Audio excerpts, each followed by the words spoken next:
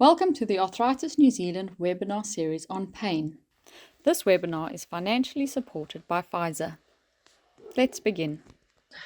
Kia ora, and welcome to our online webinar of Arthritis Pain, presented to you by the Health Education team at Arthritis New Zealand. My name's Tori, I'm the Volunteer Coordinator here at Arthritis, and I'm based at our head office in Wellington. And I'm Laurie, I'm working in the Wellington office as well, and I'm an arthritis educator. Hello everyone, my name is Alan and I'm also an arthritis educator and I'm based here in Christchurch. And I'm Paula, I'm based in Auckland and I'm also an arthritis educator. Hello everyone, my name's Dave, I'm part of the health advice team and I'm based in Dunedin. Great, so that's us. So over the next 60 minutes, you will learn about how pain works and how to best support the people you work with and even understanding your own persistent pain. We will start by looking at what pain is, then explore the causes and symptoms. Next, we will look at ways to manage pain that are sustainable and effective. At the end of the course, we'll give you plenty of ideas and a variety of resources and websites that you can access for more helpful information. We hope that you'll enjoy this interactive course and that you'll feel more confident to support people and, most importantly, yourself who have pain from arthritis. All right, so what we're going to look at now, before we look at pain, we'll look at arthritis is, and so just a little slide here about what is arthritis, and arthritis is an umbrella term which covers over 140 conditions, and you may be familiar with some forms of arthritis. The common ones are osteoarthritis and gout arthritis and rheumatoid arthritis, which you've probably heard of. Arthritis affects people of all ages, including children. And some of the more common symptoms are pain and stiffness. But what's important to know about arthritis is all forms of arthritis can be potentially managed. So it's not, although we can't cure these conditions, it's possible to manage them effectively. So that is a real key message. And then we've got another slide which just gives you some facts and figures of arthritis in New Zealand. And we have over 700,000 Kiwis at the moment affected by one form of arthritis or another. As I mentioned before, arthritis affects all ages, including children. And Māori have a disproportionately high incidence of arthritis, particularly gout arthritis, as do Pacific people. And arthritis is one of the leading forms of disability in New Zealand. Half the people affected by arthritis are actually of working age. And there's a huge economic cost to the country, not only in addition to the personal cost of the people who are affected. Some of the services that Arthritis New Zealand provides are the online support and information. We have a 0800 helpline, which is a free call people can make. We have got a network of support groups, both online and face-to-face. And when COVID permits, we will be having our kids and teenage camps for kids with arthritis. And we have our arthritis educators service, which is what our team here are involved in delivering that service. So thank you for that. We've got a couple of questions here. So if you were doing this course online, it is an interactive course, so there are some tasks associated with the course. So this is one of the tasks, which is basically question and answer. So it says arthritis leading cause of disability. You've got a true or false, and Tori's going to click true, and then you submit that, and it gives you the answer. And the most common form of arthritis is, if you can guess one of those, it is osteoarthritis, and the figures are there. Over 400,000 people in New Zealand affected by osteoarthritis. Gout arthritis affects about 200,000 people, and rheumatoid about 100,000. And then we've got the next fact, which is people over 65 are most affected by arthritis, and that is true, but only just, because I think it's about 51%, if I remember rightly. Yeah. So that means that 49% are younger than that. So this, what we're going to be talking about in this webinar is pain, and this shows you what can happen if people can't feel pain. This is a condition which is actually leads to destruction of nerves. So people with this condition lose the ability to feel pain, and they lose the ability to sense temperature as well. And this is what can happen, that this destructive changes there are a result of this person not being able to feel pain. Now, I'm not going to mention what this condition is. I'll get you guys to think about it, and I'll tell you at the end of this webinar. But this shows you that pain is protective. So, pain is one of the body's defense mechanisms. So it's really important that we do have it. But obviously it could become a problem. That's what we're going to look at in this webinar, is how you can manage, unhelpful pain. So thank you for that. Thanks, Dave. That's a really interesting story. I look forward to the end of it at the end of the course. Let's talk about our key message. So with some strategies, you can live well with persistent pain. But let's start by looking at this age-old pain cycle. I think we've all seen a version of this pain cycle at some stage. It just shows you that if you have some pain, it often ends up in some reduced activity, some muscle weakness, then that might increase some pressure on joints. It gives you some poor sleep and fatigue, increases your stress and anxiety, and brings you back to pain. We're looking today for some cycle breakers, because it's important to learn about pain and how to manage it. So your cycle breakers might include things like doing things that you love, or getting more rest, or having a management plan around stress and anxiety. All of those things break that cycle that carries on. Oh, thanks, Dave. That's an interesting story. I look forward to the end of it when we finish the course. Let's just talk about our key message. With arthritis, with some strategies, or with pain, with some strategies, you can live well with persistent pain. So let's just look at this age-old pain cycle. I think we've all seen a version of this at some stage. That starts off with, if you're experiencing some pain, it might lead to some reduced activity. That might lead to some muscle weakness, and then some increased stress. Can I start that again? Because I couldn't see that then. Increased pressure on joints. Yeah. Sorry, let's just start that again. Should I stop the recording and say? No, that's all right. Yeah. Hey, thanks, Dave. That was an interesting story, and I look forward to hearing the finish of it at the end of the course. Let's just talk about our key message. With some strategies, when you've got some pain, you can live well with persistent pain. But let's start looking at this age-old pain cycle. So we've all seen a version of this at some stage in our life. It starts off with talking about if you experience some pain, that might lead to some reduced activity, that might lead to some muscle weakness, that might lead to some increased pressure on your joints and make them uncomfortable, which of course may lead to some fatigue and because of some poor sleep, some extra stress and anxiety, which leads again to you may be experiencing more pain. So it's important to learn about pain and manage and find some cycle breakers for this. And cycle breakers might be things like, having a bit more sleep, or doing something about your stress and anxiety, having a bit more fun, doing things you love maybe, are all going to be cycle breakers of that pain cycle. And down below, we have a video just about Geordie sharing her experience of pain with us. Hi, I'm Geordie. I'm 28 years old, and I was originally diagnosed with juvenile idiopathic arthritis, and now I have a connective tissue disease. I was in primary school when I first got symptoms of arthritis, but it took a few years for me to be diagnosed. It came as a bit of a shock because that really wasn't something I'd ever thought would happen to me. In New Zealand, more than 700,000 people suffer from arthritis, making it one of the leading causes of disability. Half of these people are working age, and some are children and teenagers. People with arthritis face many challenges, including reduced mobility and pain, and financial stress.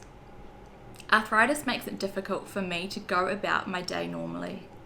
Waking up each day, I never know what to expect, and so much of my day is changed based on whether or not I'm in pain. These challenges can impact sufferers' mental well-being too. Constant pain and loss of mobility can push sufferers towards depression and other mental health issues. I really struggled for the first few years. Losing my independence was what affected me the most because it took away so much of what was important to me. So that's great listening to Tori. I mean, not Tori, Geordie. Yes, Geordie. Let's look at the mysterious science of pain now. So pain affects everyone differently. And some people with arthritis have little pain, others have pain that comes and goes, and some have persistent pain all of the time. And pain from arthritis or pain from anything can include one or more of the following symptoms. And I just want to say that people on our 0800 line, which we have as one of our services, they're often talking about their pain and what to do about it. So it's in a minute, we'll just have a look at the mysterious science of pain, which is really helpful to understand that. But pain might include things like decreased activity, increased distress with certain actions, reluctance to move, feelings of fear about the future and catastrophizing and not wanting to do something, and that leads to some social isolation. Muscle weakness, your joints or your arms or legs may feel unstable as if it is about to give way, and that's really uncomfortable feeling. Creaking or cracking sensation when moving the joint. All of these things are things you might experience when you've got arthritis pain. So let's just have a look. This is a TED talk. It's about 5 minutes long, and it's just a bit of a humorous look at the mysterious science of pain.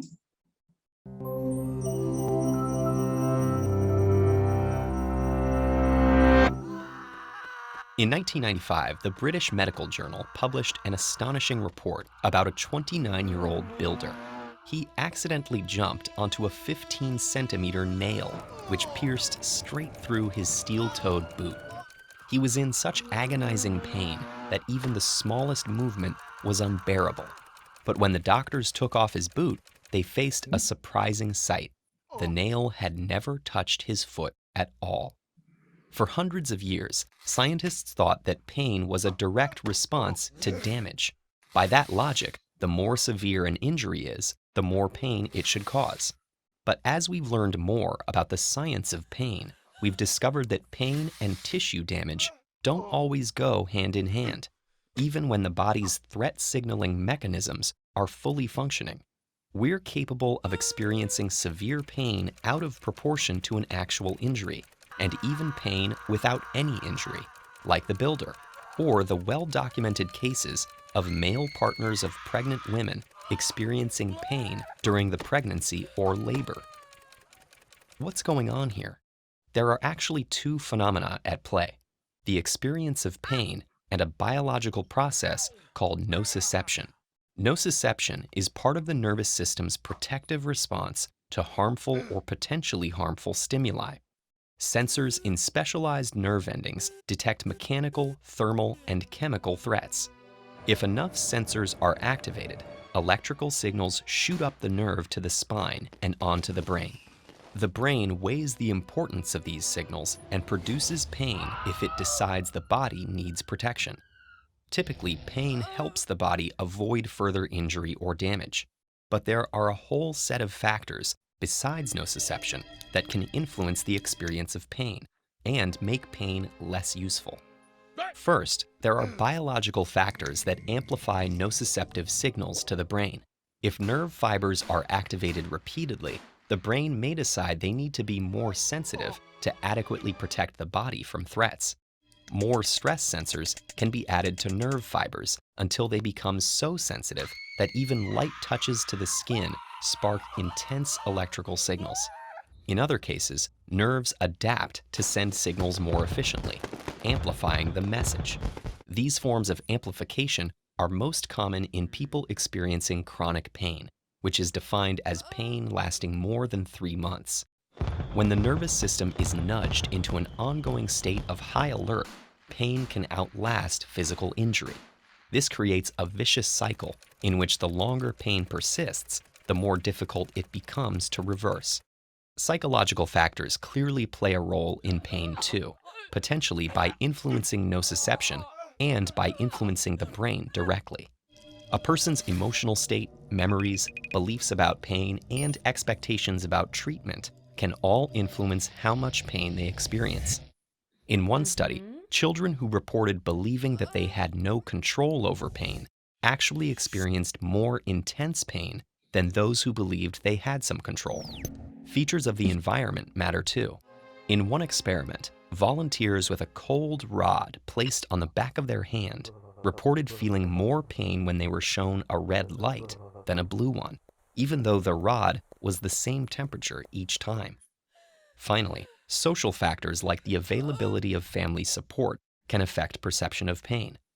All of this means that a multi-pronged approach to pain treatment that includes pain specialists, physical therapists, clinical psychologists, nurses, and other healthcare professionals is often most effective. We're only beginning to uncover the mechanisms behind the experience of pain, but there are some promising areas of research. Until recently, we thought the glial cells surrounding neurons were just support structures, but now we know they have a huge role in influencing nociception.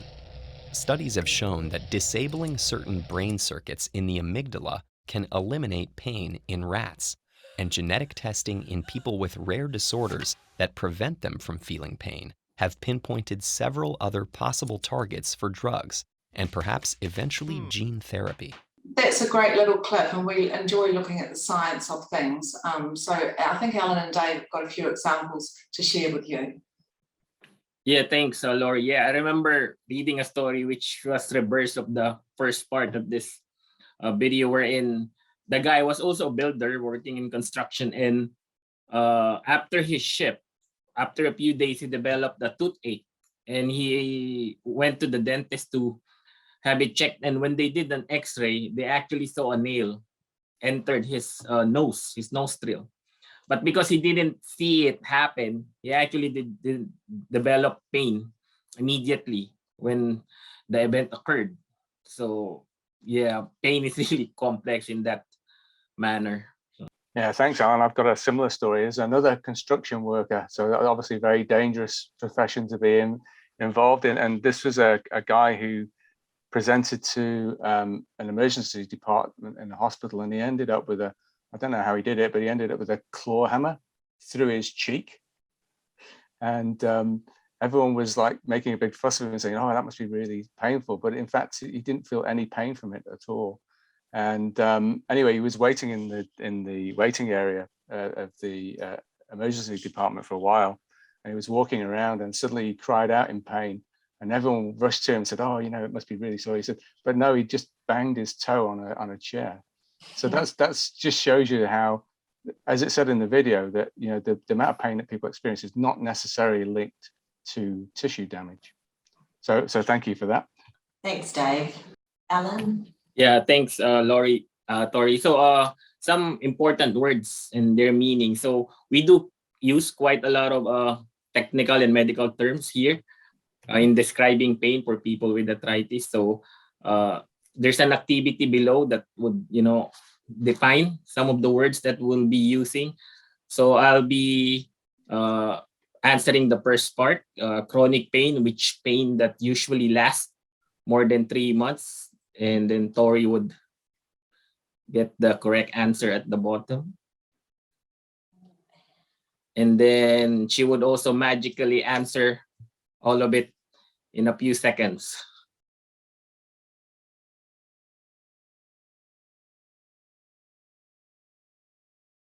Okay, as you can see, Tori has again magically, instantly, answered, define this word. So the next word is actually non-inflammatory. So this is a type of arthritis that usually does not have a warm or swollen joints, though there is still inflammation happening, but it's not as bad as other types of inflammatory arthritis. Teware Tapawa, it's a Maori model of health which follows the 4 cornerstones of well-being. Cognitive behavioral therapy is a way to identify and change disturbing thought patterns. Symptoms, these are the things that a person may feel or experience, which show that a person may have the disease, like nausea, headache. X-ray evidence, this is an image that shows structural changes in a person's joint. Complementary therapies, or these are other approaches to relieve medicine that are technically not part of conventional medicine. Example would be Tai Chi, acupuncture also. Self-management is the ability to prioritize goals and to enhance holistic well-being, or just taking control of one's health. Acute pain usually of short duration and resolves an injury. It resolves when the injury heals. It's actually more useful than chronic pain because it's really more protective. So the next part is actually contributing factors to arthritis pain. So in osteoarthritis, there are many factors that can influence how we feel pain. Some of the factors we are unable to change, but there are some factors that we can actually improve upon. So on the left part, this would be the factors that we cannot influence. So age, unfortunately, we all grow old. So when it comes to osteoarthritis, usually occurs after the age of 40. 80% of people who are 65 and above, if they have an X-ray, they would actually show some form of degeneration already in their joints. Gender, women are actually more likely to develop osteoarthritis. Genes can also play a factor, but it's not something that you would readily inherit from our parents, like the color of the hair. It just means that it would increase your chance of developing osteoarthritis. Other diseases, for instances, if you've had other health conditions such as gout or rheumatoid arthritis, it can increase the risk of developing osteoarthritis because there would be some damage already to those joints. On the right part, these are the things that we can influence when it comes to osteoarthritis. Number one would be weight. Being overweight increases the risk of developing OA. So I believe 4 times for women and 5 times for men. In some instances, people who lose 10% of their weight, they might decrease, it would decrease their pain by 50%. So it's actually quite good numbers if you would look at it that way, 10 for 50%. If you've had a joint injury, unfortunately, depending on how severe it is, it would almost guarantee, unfortunately, that you would have osteoarthritis in that joint. Strength and exercise can improve those injuries. Neuromuscular training would probably be top of that list. So optimism and headspace, emotional and spiritual well-being. Mindfulness and cognitive behavioral therapy, which will be mentioned more later, is quite popular, and rightly so, because a lot of people has found out that it can be helpful in the way they manage chronic pain. Social well-being and support teams. Well-being is just defined as the state of being comfortable, happy, and healthy. So I think it was mentioned in the video earlier that people who feel more alone and doesn't have a lot of family help, they are usually have more pain. So it amplifies their pain. So if you have family members or friends that are, are having chronic pain, please, try and reach out. If you were the one that was having the pain, you can try and reach out. Some people even find looking at old pictures of their friends, of their family, could be helpful for them. It helps them relieve the time those pictures were taken and, the happy moment it gives them. So activity, exercise, and core strength is still the number one pain management for people with osteoarthritis by far. So by exercising, you strengthen the muscles in the joints so it can better handle the pressure. So sleep, rest, and pacing is also important. I think if you look, I think there's like the 12 pillars of well-being. Sleep and rest, I believe, is part of it. Sleep is restorative. Usually when you have a good sleep, your pain threshold is actually higher, and vice versa. The problem is the reason you can't sleep is because you're actually in pain. So that's the catch-22. So if you can, have there's a lot of information about how to sleep better. So that would be a good venue for people with chronic pain. And pacing yourself is really important. Do not overdo things that might hurt your joint later on. So everyone's pain is different. How can we best manage our pain? What strategies can we use? Paula? Cool, thanks, Tori. So there's no one size fits all for managing pain. Most people find that they need a combination of different tools in order to be successful. So we're just going to go down the list. So there's exercise and core strength, as Alan was saying. This is one of the main ways for managing arthritis pain. And not necessarily exercise as such, like at the gym, but just making sure that your body is moving. Emotional well-being. It's important to look after your whole body. Physical is great, but also the emotional, spiritual, and the mental wellness of a person can help cope with pain as well. For nutrition and weight, we look at healthy eating. You can start by reducing sugar and processed foods first, just to make a start on reducing some weight and also arthritis management. Medications and other treatments.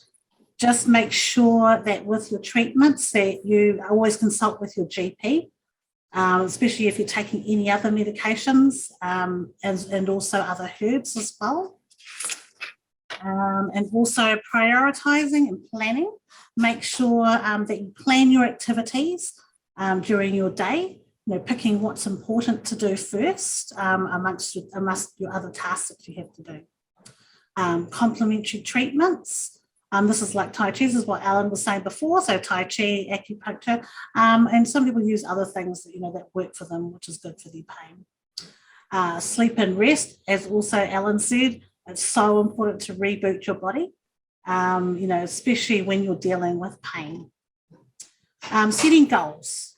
To set goals, needs to be realistic with a time frame, and then also that's achievable. So when you reach your goal, you can just go, yes, I did it. Also, adapting existing thinking habits about pain. We talk about using cognitive behavioural therapy, or CBT. It's a strategy using talking therapy to change thinking patterns, to change behaviour. So we'll be seeing a video after that. And the last one is developing a positive outlook and using mindfulness. So it's always good to be positive and being in the now, with your life. If you can see the positive more, it also helps with your pain. There's also a fun fact here. So learning about pain is also treatment. So education and giving people information is a form of treatment for people in pain. And it's just as important and easy as any other strategy. So here we've got Wendy, who will be playing this for you. So she uses cognitive behavioural therapy to manage her pain, and it just shows how she uses that in this story. So I learnt CBT almost 20 years ago now, and I have continued to use the skills and strategies on a fairly regular basis. So for example, I might wake up and unpredictably my pain and joint stiffness is extremely bad one day. And it coincides with a day where I've got busy family and work schedules. So I'll take a moment in the morning to listen to what my thought processes are and to challenge that thinking. So often I'll wake up and feel that awful pain and think, oh, there goes my day. I won't be able to do this and I won't be able to do that well, and this is going to stop me doing that. And with applying what I learned through CBT, I can stop those thought processes and think realistically about, okay, it isn't actually going to stop me from doing what I want or need to do. It might be a little bit harder and take me a little bit longer, but I can still do what I want to do. So it stops me in a sense from over catastrophizing. I also then use skills from the CBT treatment to apply pain management strategies like breathing and relaxation. I also find the technique of distraction to be extremely helpful, and an example that always sort of comes to mind when I think of that is I A couple of years ago, I had some very painful orthopaedic surgery because of my arthritis, and I took into hospital a photo of my 2 children. And when I came out of recovery and I was in excruciating pain, I used the photo of my kids to focus on them and to think about all the joy and the happiness associated with them. And when the pain was at its worst, I would use that as a distraction tool to take my mind off my current pain, but also to then help me think forward that, I'd had this very painful surgery for a reason, and it was so that I could be more mobile and do more with my kids. So certainly distraction is a very good technique that I've learnt as well. When I use CBT, I think now after 20 years, I just do it automatically. And I think at times I don't even realise that I'm using those strategies. But for me, it's about stopping and really analysing my thought processes and not letting them get carried away. So I guess in a sense being analytical about what is it that's madly racing through my mind because I've got these elevated pain levels, and challenging the genuineness or the reality of where my head is my thinking is going with that pain. It's something that the skills from that I use even with parenting my children at times, that they've got such wide-ranging application. It's an excellent technique. So before I learnt to use CBT, I think I struggled through managing my pain, relying very heavily on pain medication, and I guess mentally and emotionally really probably feeling quite oppressed with living with that pain. I think that by learning CBT, it gave me another strategy in my arsenal for managing my pain, and it stopped me from being so heavily reliant just on pain medication. And it taught me that I had the power within my psychological capacity to manage my pain, not just with drugs. And this is Kathy here. We're going to be playing this for you as well. Do you ever wish there was a magic pill that would take away all your arthritis pain? Unfortunately, current research indicates that only 30% of people will get 30% of benefit from medication alone. So that tells us it's not a panacea. It is a tool. It is one of many tools in the self-management toolbox that is available for your management of your arthritis. Thank you, Kathy. So in summary of this, so remember 30% of people with chronic pain will get 30% benefit from medication alone. So we don't only rely on medication, and we've got all the strategies that we've just spoken about just before that you can also have a look at. Thank you. Great, thanks, Paula. Next, we're going to look at some holistic wellbeing. Laurie. Thanks, Tori. That was interesting listening to Kathy and about CBT as well. Let's look at the some holistic wellbeing frameworks called Te Whare Takawha and Pono Whale. If we look at these pictures here, if we talk about Te Whare Takawha first, the 4 dimensions of Hauora influences and supports the other, the 4 dimensions being the 4 walls. By nurturing and strengthening all of these dimensions, you support your health and well-being as well as the health and well-being of your whānau. If something in your life is challenging the well-being of one wall or dimension, if it's challenging that wall, you can draw on the foundation of the other walls until you can strengthen that wall again and build resilience in the tough times. You can explore your way to wellbeing by choosing one small step at a time to strengthen one of your dimensions. And most people with Te Whare Takawha, they can be aware of all of these different walls that they have, but can also be aware of which one is less strong. And for lots of people, they would say their physical cornerstone is strong, but they might think that their spiritual cornerstone is a little bit less strong. And it might mean just adding things to their spiritual cornerstones or their relationship and family or their mental and emotional well-being. And spiritual for me, it means adding as well as spiritual things like fun to my life or doing things that I love to just make that cornerstone a bit stronger. So if we just go into the faunal whāle, and I'll just describe this model of health, which is really similar as well, but I'll just give a description of it. This is a dynamic whare in all aspects depicted in the model. They will have an interactive relationship with each other. And it's a system of well-being that acknowledges and embraces a Pacific perspective.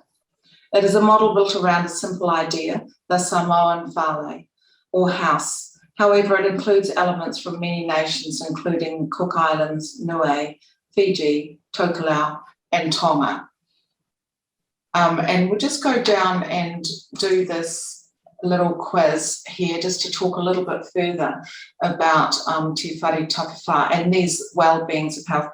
Te Whare Tapawhā was discovered or designed by Professor Mason Jury in about 1983, I think, and is used widely in health providers. So Te Taha Tanana is your physical well-being, sustaining the body, sustaining your health of your body. Te Taha Whānau is your family and social well-being. Family, friends contribute to a person's well-being and identity. Te Taha Wairua is your spiritual well-being, considered to be the most important, and can include things about the environment, your relationships, your heritage, and your belief systems as well. Te Taha Hinengaro is your psychological and emotional well-being, your thoughts, your feelings, your behaviours. They're all vital to good health. Thanks, Laurie. So we mentioned earlier about the importance of exercise. So this video here gives you some guidance on how you can exercise safely. So we'll just watch this video. Welcome back to OA Optimism. You aren't causing damage when you're physically active. So let's get active.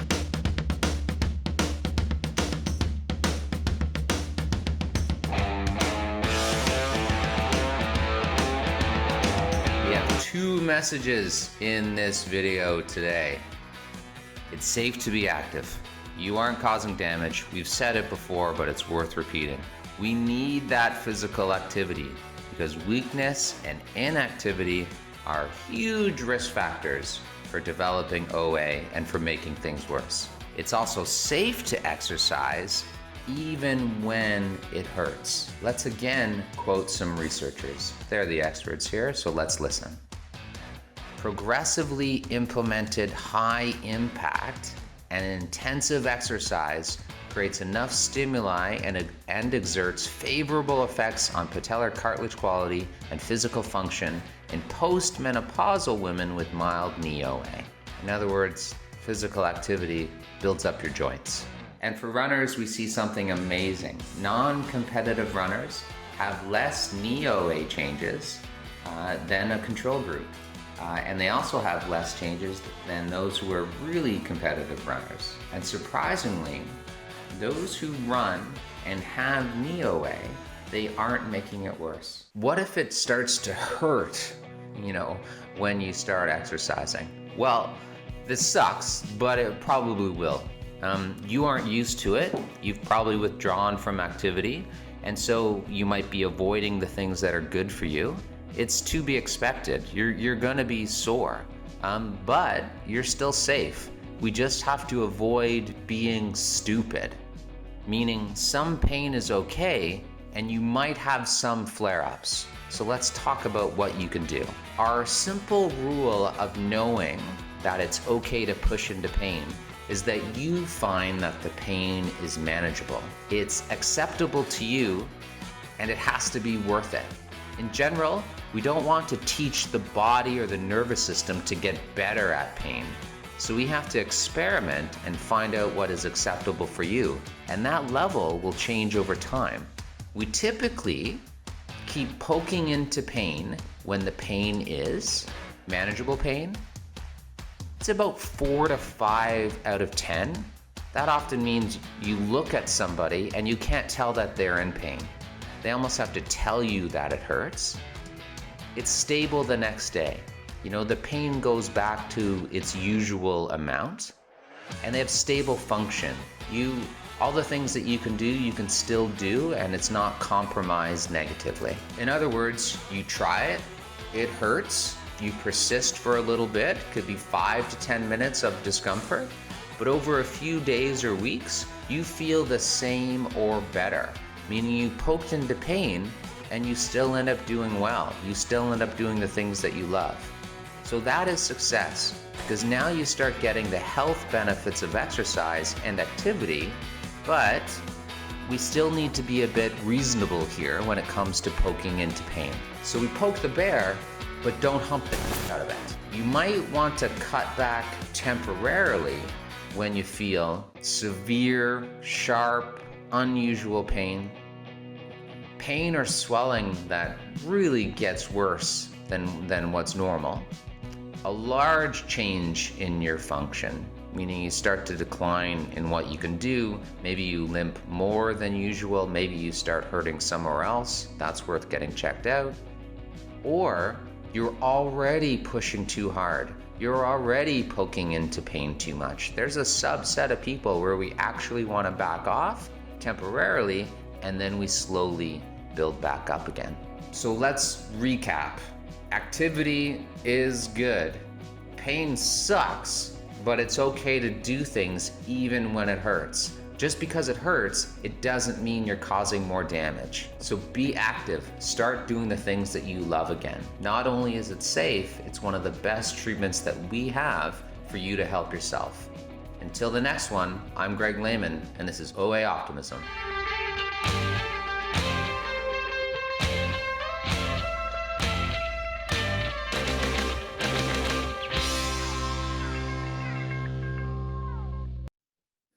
So I think that video clip just emphasizes the importance of exercise, not just for pain management, but for your general health. I remember someone saying that if you could get all the benefits of exercise from a pill, everyone would take it. So there are some alternative strategies as well, or additional strategies that people can use. And one of those is mindfulness, meditation, and being present in the moment. So we've got another little video here, which just explains what mindfulness is and how we can all do a little bit of that. It's so easy to go through the hustle and bustle of our days without really noticing the world around us. Our minds replay the past and predict the future, and we lose connection with our present moment experience. Today I invite you to try the simple visual exercise of being mindful in your present moment. Next time you go for a walk, maybe through the office, maybe out in the city, even around your block, find one thing to really look at. Could be a flower, a building, a picture, whatever it is. Just stop for a few seconds. Notice the shape of the object. Notice the outline that defines it. Notice how there are areas of lightness and of shadow, and how these blend into each other. Notice the texture of the surface. Is it rough or smooth, grainy or polished? Notice the range of colors. And now imagine you were to take a photo of this object. How would you frame it? What angle would you shoot from to capture it best? And now notice how your attention has been focused purely on this one object, this one aspect of the world around you. Start to expand your awareness now. Look around. Notice all the other objects. I hope you find a chance to apply this to your day, to take a few moments to stop and appreciate what is happening right here, right now.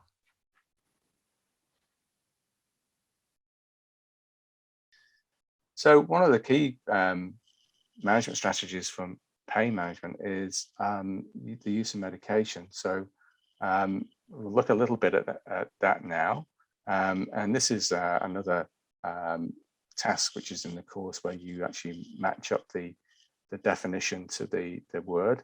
But I won't do that now. What I will do is just briefly explain what each of these subsets of medications are. So at the start there, we've got at the top there, we've got corticosteroids. So these are things like prednisone, oral prednisone, which people can take as tablets, or or injectable hydrocortisone. So these are very powerful anti-inflammatories and a very good way of getting inflammation under control quickly. And they work very effectively for that. The problem with them, though, is that if they're used long-term, they can cause a lot of problems. So doctors tend to use them in short bursts, but they can be very useful. The next thing down on the list is opioids. These are a little bit of a last resort, really, when it comes to using medication. Opioids are very powerful painkillers. These are things like morphine and fentanyl, those sort of things. There are huge issues with those in that they can be very dependency forming and cause a lot of side effects as well. And there have been, well, currently some lawsuits in America. People have become dependent on these, and it's causing a huge problem. The next thing down the list is the non-steroidal anti-inflammatory drugs, or NSAIDs. You may be familiar with some of these, some of things like ibuprofen or Nurofen, diclofenac or Voltaren, or naproxen, Celebrex, all these things, or celecoxib, Pfizer as it's called now. These all work by controlling inflammation, and a lot of the pain that people get from arthritis is as a result of inflammation. So if you can get the inflammation under control, then you may help to relieve the pain. The problem with this group of drugs is they have got some potentially very serious side effects. So, doctors usually prescribe them with caution because they are aware of the side effects. You can buy them over the counter, though. I mean, you can buy them in the supermarket. So some of them. So that can be a problem. The common problems that people can experience with these are gastric problems. And sometimes that can lead to ulcer formation, which can be life-threatening. Then you've got problems with people's kidneys. And generally, the older you are, the less well you'll tolerate the non-steroidal anti-inflammatory. They can make asthma worse as well. But having said all that, they're still useful drugs. Not everybody experiences those side effects, thankfully. Next thing down the list is medicinal cannabis, and we've got a short video to play after this, so we won't dwell too much on that. Apart to say that you can get medicinal cannabis now in New Zealand. It can be prescribed by a doctor, but it is very expensive, unfortunately.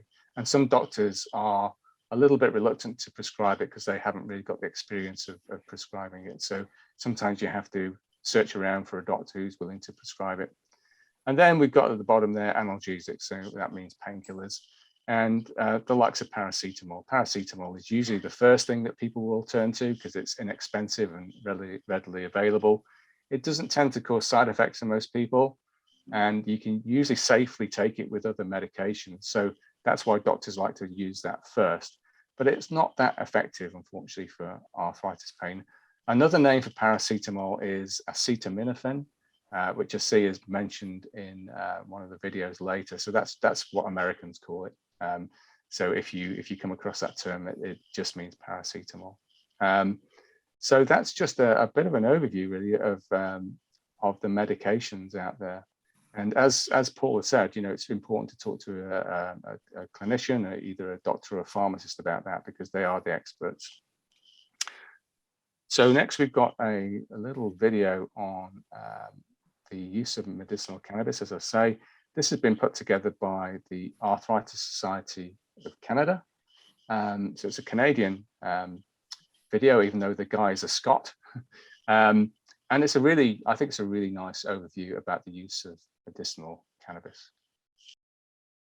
I'm Dr. Jason McDougall. I'm a professor of pharmacology and anesthesia at Dalhousie University, and I also chair the Scientific Advisory Committee at the Arthritis Society.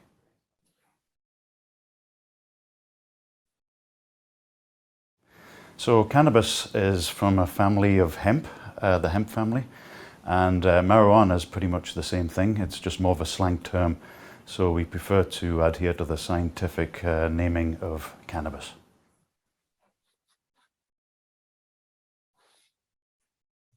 Cannabinoid is a chemical that's found within the plant, the cannabis plant, and it can also be a chemical that mimics the cannabis plant. So it could be man-made, or it could be naturally occurring in our bodies. So there are actually three different types of cannabinoid. There are the phytocannabinoids, which are the ones that are found within the cannabis plant. The synthetic cannabinoids, which are the man-made chemicals, the pharmaceutical preparations, and then there are the endocannabinoids, which are the naturally occurring cannabis-like compounds that occur and are produced in our bodies.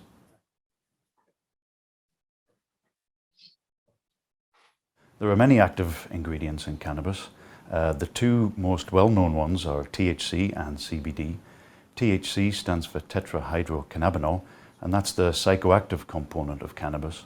CBD is cannabidiol, and that has been shown to be effective at controlling pain and inflammation, but it doesn't have the psychoactive properties the same way that THC does.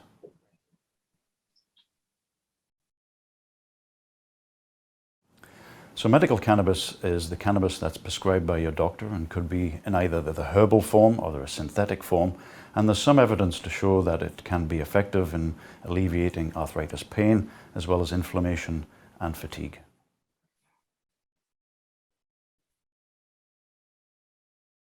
There are different ways of administering medical cannabis.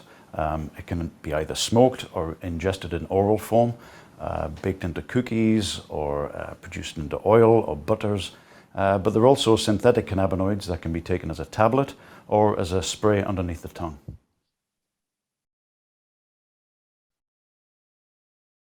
Different strains of cannabis are different types of cannabis, and they vary in the amount of THC and CBD that they contain.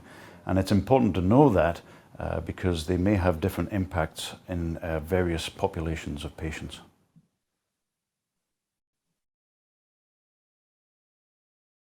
Well, just like any drug, there are a number of different side effects associated with cannabis, and so it may not be appropriate for all arthritis patients. So we really need more research to try and understand the safety profile of the different strains of cannabis.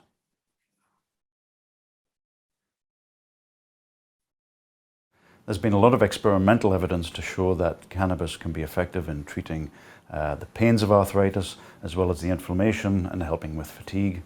But we really need more clinical studies to try and understand the benefits and potential limitations of using cannabis. So further research into medical cannabis is required so we can understand the different subpopulations of patients who may be responsive to medical cannabis. We need to find out the effective dose of medical cannabis, some of the interactions with other drugs, as well as looking at different delivery systems. So I think that's a pretty nice overview. This is a statement. This is Arthritis New Zealand's position on medicinal cannabis. I think the problems in New Zealand is that one is sometimes difficult to get it prescribed if this is something you're thinking about. And also, once it is prescribed, it's very difficult to afford it because these are very expensive at the moment. And I think at the moment, at the time of this recording, there's only two available versions of this, which is Tilray and Sativex. So I think there will be some New Zealand, these are imported, which adds to the cost. I think there are some New Zealand producers trying to get their products approved, so that should bring the cost down. But yeah, it's like anything, there will be some people who find this is helpful, some people who find it isn't.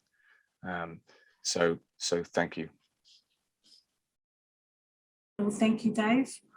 Yes, and so there's also another way of healing, and we call that Unua Māori.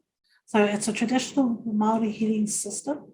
So this is an ancient practice that includes plant use, massage, and also incantation. It has been passed down through many generations. In traditional Māori medicine, the ailments that are treated are in a holistic manner, with spiritual healing, the power of karakia or prayer, also the mana of the tohunga, which is the expert, and also by the use of herbs. Usually only a select few could do this practice.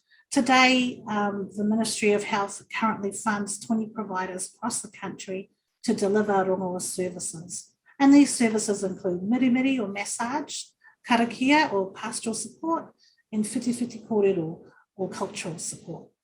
Thanks, Paula. We're getting to the end of the course now. We'll just look at what setting goals is all about. It's great to set goals and have a plan for the days and weeks ahead. They must be realistic and achievable because they'll help you stay motivated. It's really good to begin simply, working towards your goal. Try to be flexible, as there will always be good days and days you will need to take a break. Have a plan for the bad days to help you return to the good days. If a person living with pain, they may find that, or arthritis, having pain is part of life. We're all different, meaning one type of pain management approach may work for you, though someone else may find relief in another way.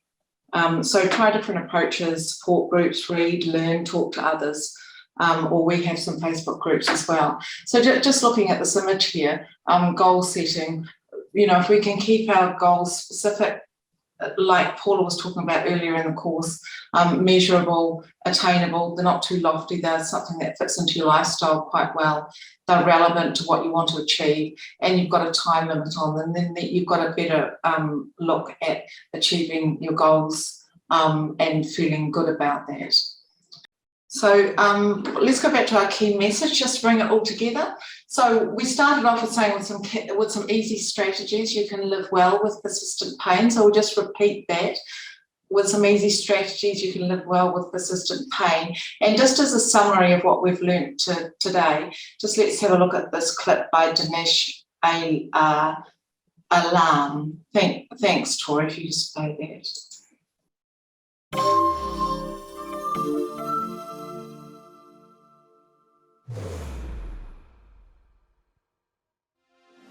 I've had back pain for years, and last month I had to go on disability. I can't sleep. The pain keeps me up.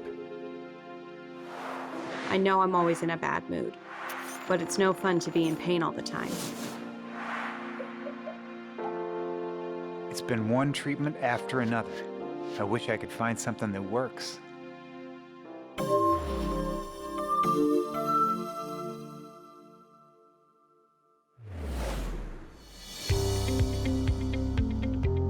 Everyone has experienced pain.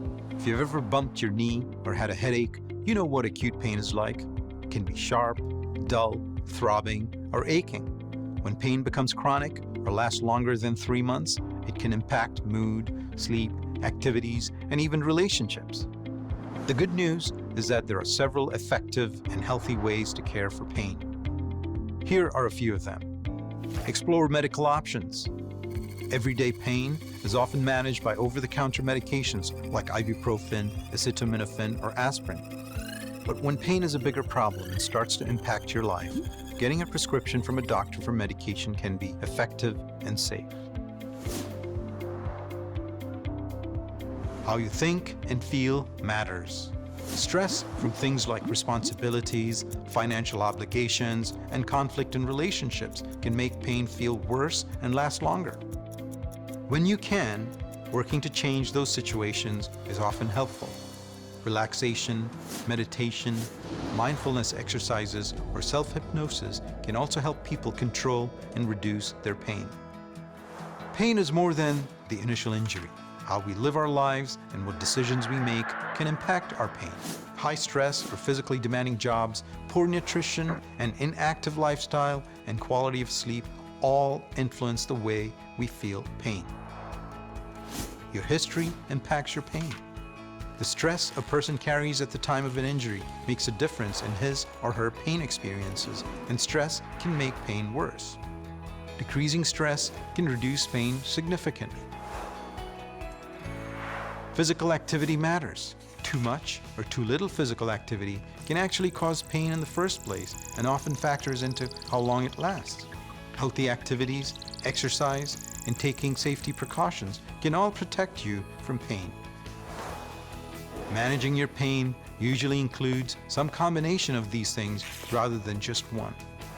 It's also important to know that using alcohol, non-prescribed drugs, or too many prescribed opioids can cause even more problems.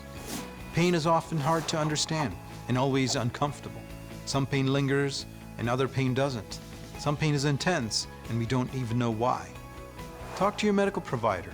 Making an informed choice about how to work with your pain can make all the difference in the world. At Arthritis New Zealand, now we aim to improve the life of every person affected by arthritis. We are a national not-for-profit organisation focused on raising awareness, advocating for those with arthritis, and providing advice and support. So we're just going to show you what we provide for our resources and tools for people with arthritis. We have our website. So here are our services. So we call that Arthritis Assist. So our Arthritis Assist services include our telephone service, which is our 0800 service, so 0800 663 463 if you wanted to give us a call and talk to an arthritis educator. We also have our Facebook pages as well, dedicated to different arthritises. I think we have 9 different ones, and we also have our main arthritis page on there as well. We also have arthritis educators, as I've said before, so you can call them on the 0800 number. We also have our camps, which Dave mentioned before. We're not running at the moment in 2022, but we will be running something alongside, maybe some regional ones. So that's with the kids with arthritis, or JIA, like from Geordie, that was earlier in the program, earlier in the piece. Yep. And our peer support service, where you get to talk to someone who has your condition as well, and that, you know, get some understanding together. And also an Arthritis IQ course, which you're all doing right now, and you can come on, you can go into our front page and you can register yourself to do on your own as well. And our online support groups, as I've said, we have those on Facebook, and our local support groups, which run physically, those we have on our website that you can click into and talk to someone as well to see if they're still running just because of COVID. Oh, thank you. All right, and these are our services. So we have support for a newly diagnosed, support groups, Facebook, as we said, webinars that you're seeing right now, clinics and workshops that you can also arrange, and Arthritis New Zealand can provide, and also information about all forms of arthritis and treatments. Right, we have our My Joint Pain website. So this you can go on. It does a risk assessment for you that is tailored for you. So, you know, you put in all of your details, and then you can do some of your self-management through that portal. We also have our resource booklet. So we've got Understanding Your Arthritis Pain booklet and the Osteoarthritis booklet as well. So you can download these and print them off yourself if you want to, or you can read them on site here. And we also have other helpful websites. So we've got our Health Navigator. So they help with all the pain. So if you can look up anything on arthritis, we help provide the resources for Health Navigator on that website. We also have the pain toolkit that Pete Moore has done. And so, yeah, just to help you, another tool to help you with your persistent pain. And from the New Zealand Pain Society, we've got a resource here that you can also read. And once again, Health Navigator, if you want to know more about Te Whare Tapawhā and also Wellbeing. And also, I think it's the John Kirwan Mental Health website that you can also go on as well to help you. I mean, the right direction for ongoing support for people is a GP is really important. The right organisations are important, including the services that we provide, linking people into community support and exercise groups, or any Māori Pacifica health services as well. And if there's any goals on any care plans if people are in the health provision areas, it's good to just look at any of the goals in a care plan as well. And thanks for joining us on this course. Let's go back to Dave's story and listen to the end of his comment about pain. Okay, so thanks, Laurie. And you might remember that at the start of this this webinar, we showed this picture, and this as I explained is what can happen if people are not able to feel pain. Pain will protect you from this sort of damage. So this is leprosy. And leprosy is still a thing now. It's I think a lot of people think it was something that happened in days gone by in the Bible, and there were leper colonies, but leprosy is still out there.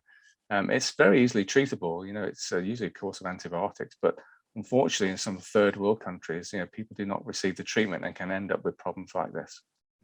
So this shows you what pain can protect you from.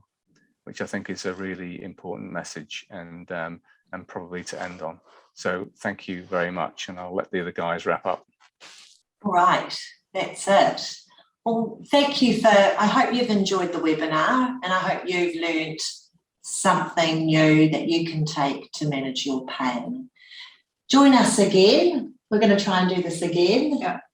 And we'll see you next time. Kia ora. See you later. Nora. Thank you.